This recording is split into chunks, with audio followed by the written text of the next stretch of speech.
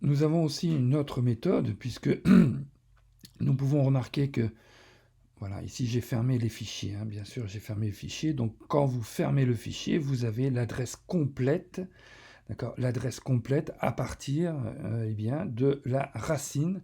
Donc ici on voit que c'est sur mon ordinateur, sur le bureau, j'ai un dossier c'est ensuite dans lequel je retrouve entre crochets, vous voyez, entre crochets, le fichier, puis la feuille, puis la référence de cellule. Ok, donc alors ici bien sûr pour faire échappe je ne peux pas parce que je suis en train d'enregistrer. Donc voilà, je vais faire valider. J'espère que j'ai rien modifié.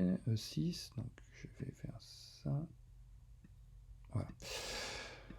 Alors, ici, une autre façon de faire. Donc, bien sûr, il faut pour cela que le fichier source soit ouvert. Donc, ici, j'ai ouvert le stock de Reims. Je pars dans mon fichier de sortie. Donc, ici, Reims. Et je vais dire tout simplement que ceci est égal. Voilà, égal. Et je vais parcourir. Voilà, hop, c'est égal à la première cellule, ici. Et vous pouvez remarquer que dans la barre de formule, j'ai bien la syntaxe, d'accord, du nom de fichier, de la feuille. Par contre, ce que l'on peut voir, donc là je vais valider, mais on peut voir que l'adresse, par cette méthode, est indiquée en adresse absolue, donc avec des $. Donc je fais entrer, attention, bien validé. Donc ici, ne soyez pas surpris, on n'a rien dans la cellule. Par contre, ici, j'ai bien, voilà, je vais rentrer dedans, j'ai bien ici le chemin. Donc il suffit d'enlever, voilà, les $, je valide, et je vais maintenant recopier vers le bas ma formule. Voilà. Donc je vais bien aller jusqu'en bas, et ici je vais centrer mon résultat.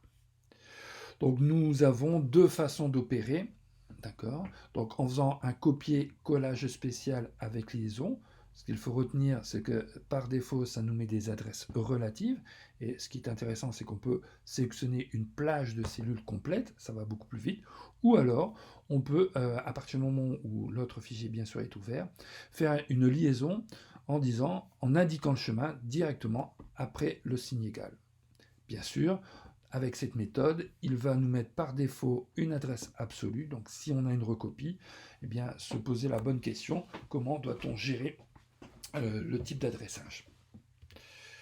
Ok, donc nous allons passer maintenant au calcul suivant.